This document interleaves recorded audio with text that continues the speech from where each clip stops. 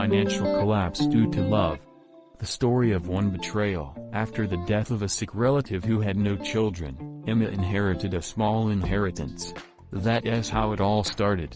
With this money, she bought a small office kiosk, which later became the office of her brand new transportation company. Having created this company, Emma was so carried away by her work that she did not notice how quickly time passes.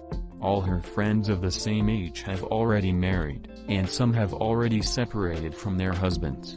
Many have children, and Emma is fixated only on work. But her firm grew and prospered. "Hey, girlfriend, you driving herself into a coffin like that?"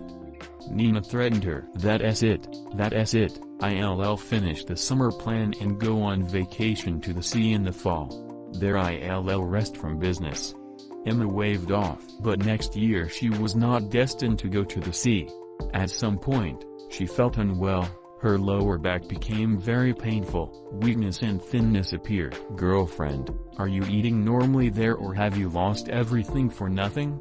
Nina started asking her questions again. Then only Emma noticed that she had really lost a lot of weight.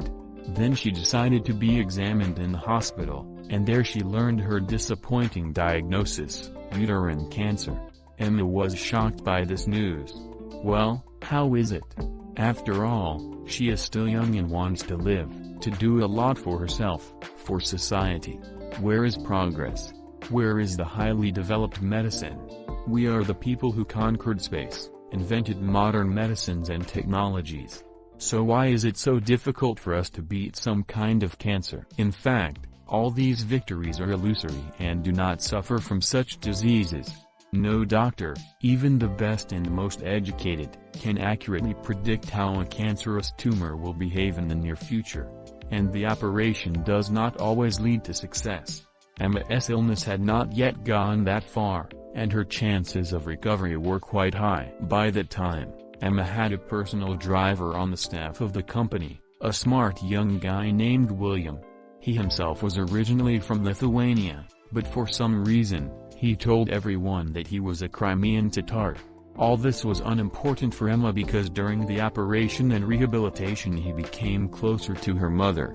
He visited her, sat by her bed, picked her up from the hospital, literally and figuratively, carried her in his arms. "My God, what would I do without you?" With tears in her eyes, Emma raised her hands to the sky. William only laughed at her lamentations. He was 12 years younger than Emma, but he became like an older brother to her, so judiciously and seriously treated the recommendations of doctors. When Emma got to her feet, he proposed to her. "Emma, I love you, marry me," he told her. "William, dear, I love you very much too, but the age difference scares me." She shook her head. William so fervently convinced her of his love that Emma gave up. They got married and started living together. William was impeccable in his family life, and she absolutely trusted him in everything. And one day she gave him a part of the shares of her company so that he would not feel deprived. The following year, Emma underwent an examination at the same clinic where she was operated on. During her absence, she wrote a power of attorney for the company in the name of her husband.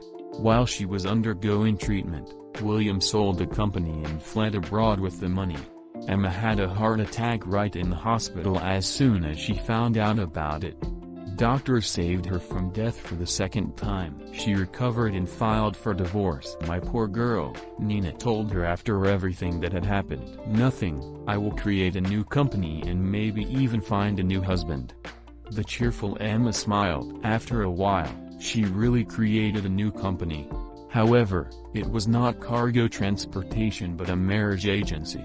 Emma decided to help women in matters of marriage so that they would not get into trouble like she and William did. Why William did it, we will never know. Let the police deal with it. He probably used his closeness to Emma and her trust to get rich quickly, get access to her money and sell the company. What conclusions should be drawn from Emma's story? 1. Emma should never blame herself for what happened. She couldn't have known that William would do such an act. Emma acted out of good intentions. 2. Be careful when choosing partners in the future. Don T trust too quickly and Don T make large financial donations without due diligence.